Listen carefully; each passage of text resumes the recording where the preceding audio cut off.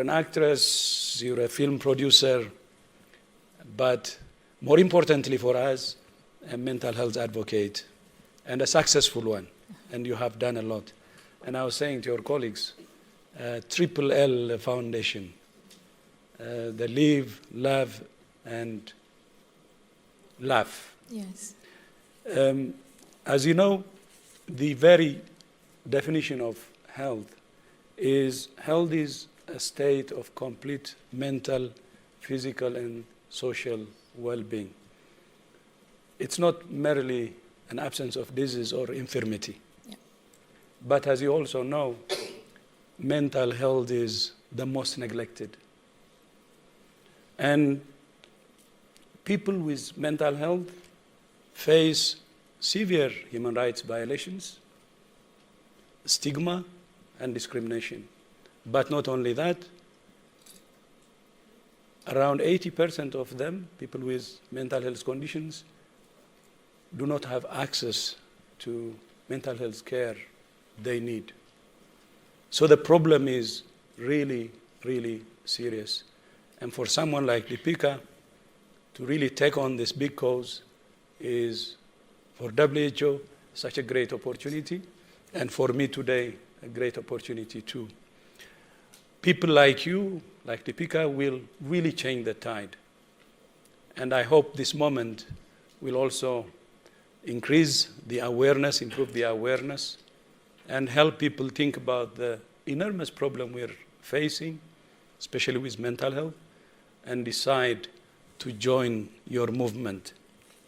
So, having said this and congratulating you for all your achievements and expressing my respect, for people maybe who may not be familiar with what you're doing, a very strong advocate of mental health, but what triggered that? Why?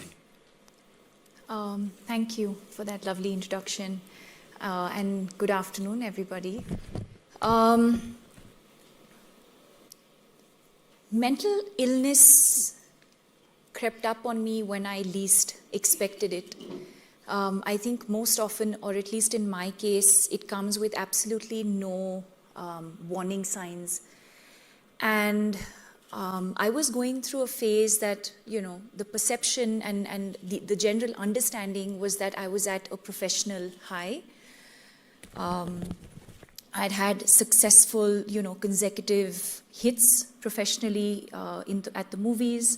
I was in an amazing relationship. My parents and my sister have always been, extremely supportive of everything that I've done in my life. And so everything that we think should be okay in our life was going more than okay. It was absolutely perfect. And I remember waking up just one morning, leading an absolutely normal, or what I thought was normal. It started with, I fell, I fainted. There was a complete blackout, I fainted, I hit my head. And I used to live alone at this time, and luckily the house help had arrived. And she saw me lying on the floor and, sort of revived me. And then, I gained consciousness. I sort of slept through the day, got an appointment with a general practitioner, went and saw him. He said, oh, it's nothing. It's probably just exhaustion, or your BP just fluctuated. And that was it. That was sort of the physical symptom.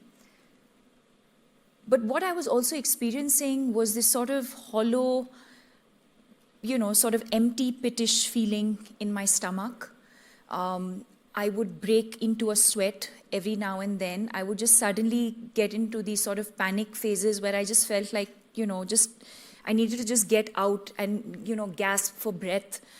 And I would just cry, like out of nowhere. I would just break down and cry there was no one really had to say anything to me, or I didn't necessarily have to be in a specific place. I would just, I could be in this room and suddenly just feel like I need to cry and express myself.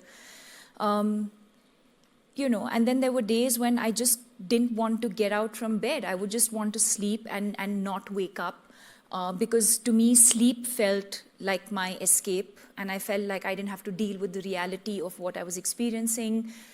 I didn't want to eat, I didn't want to interact with anybody, I didn't want to, I didn't want to go to work.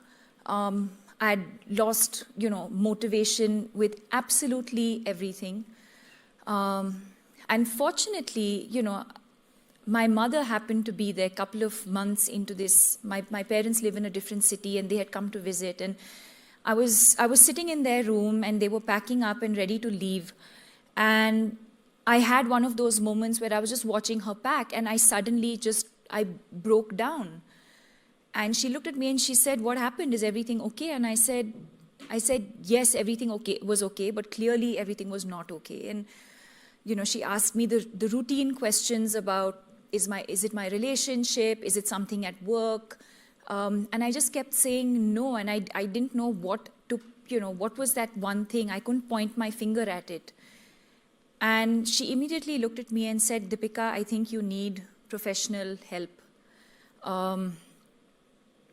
And that's when we called Anna Chandy, who, at the point was a family friend, but also a trained psychologist. But at that point, we felt like we wanted to share this with somebody who we could trust, someone who was not going to, we were concerned about what the media was going to say, and we didn't want to be seen outside a psychiatric clinic. So everything was hush-hush. I remember calling up Anna. She was in the middle of a personal crisis. She was traveling. And I called her and literally, she asked me 2 questions. And she said, "I'm flying down to see you right away. You need professional help. You need to see a psychiatrist." And we then, together went to another doctor who finally diagnosed it as clinical depression. And I remember having, after struggle for so many months of having to go about the motions of doing everything, going about my professional engagements, having to speak at events, having to perform scenes, having to engage with people, having to do all of those things, but actually not being present. I remember feeling a sense of relief that, wow, at least now we know what this is that I was experiencing, because I think that the toughest part in the journey for me was not understanding what I was feeling, or not understanding what I was experiencing, not being able to explain to people what it is that I'm feeling. So if people would say, "Hey, how have you been?" And I would have to lie and say, "I've been great, I'm fine." When actually I was not feeling okay, because I didn't have the strength and I didn't have the words to explain to somebody what I was experiencing. And so just the diagnosis in itself, to me, felt like a massive relief. At least now we knew what this was. But I think this is where, my journey to recovery began, because I think accepting what Dr. Shyam Bhatt told me was equally an important part of my journey to recovery. And I think what I see around me very, very often is 2 things. For example, when my mother said, "I think you need help," I could have easily rejected that and said, "No, Mom, that's crazy. This doesn't make any sense. I'm not seeking professional help." A. B, the other situation could have been, my mother could have completely discouraged me from seeking professional help.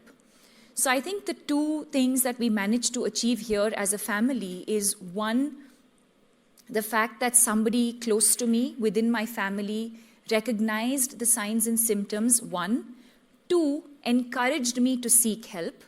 3, that I was open to the idea of seeking help. And I accepted the fact that, okay, if our body is sort of susceptible to illness, so can the mind. And, and I think that's when I understood the importance of the mind and the body, and understanding that in the same way that we take care of our physical health, it's equally important for us to take care of our emotional health, our mental health. And then, of course, that's how my journey to recovery began.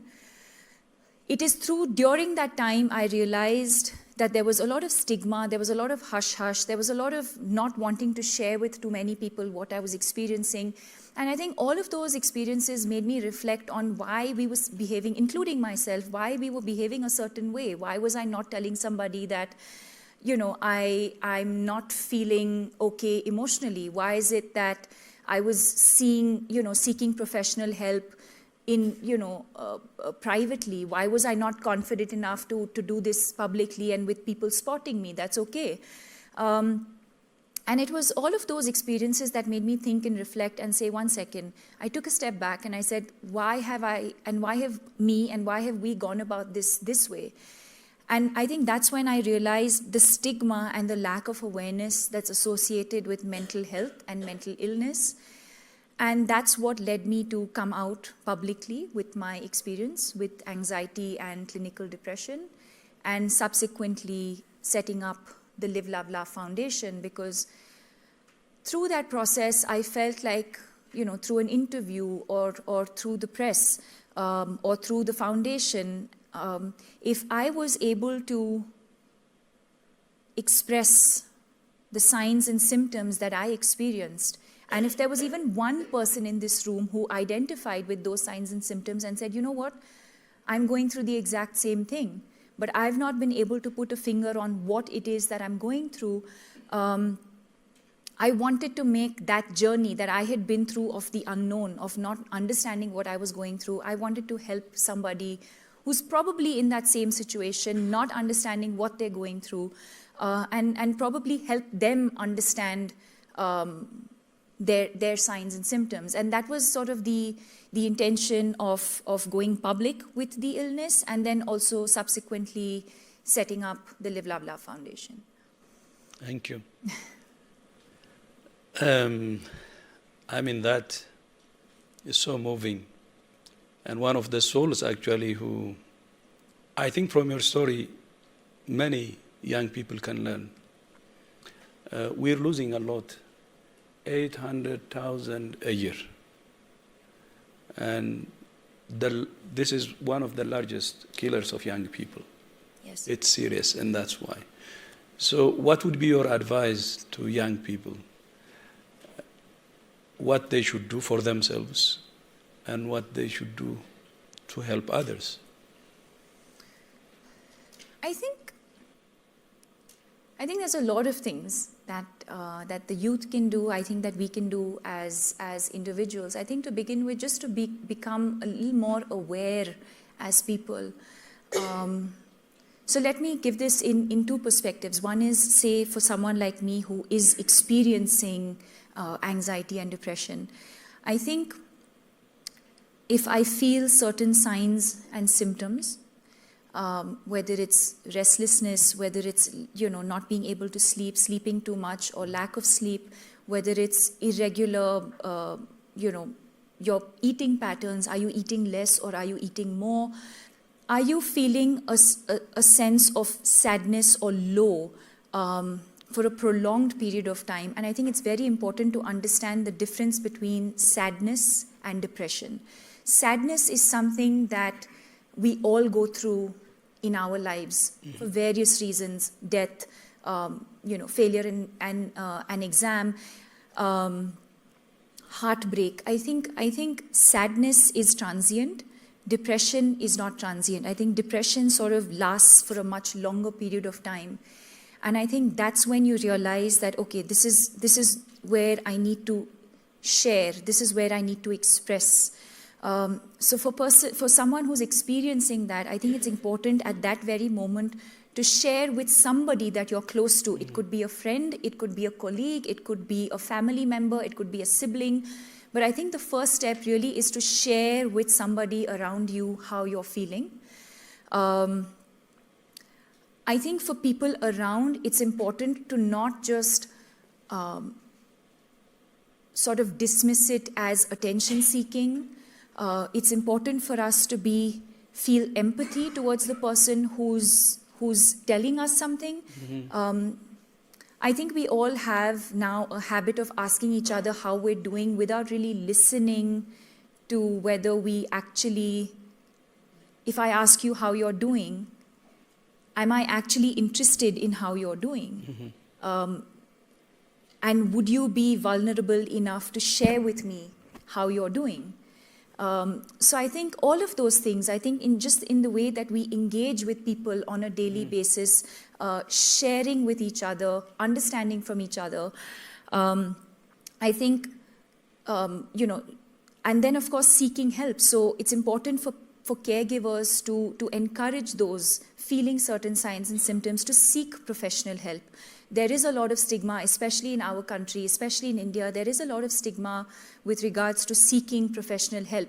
Parents do not want to take their children to counselors or to psychiatric treatment because they're concerned about what other family members will think. They're concerned about what society will think. And I think, I've come across situations where there are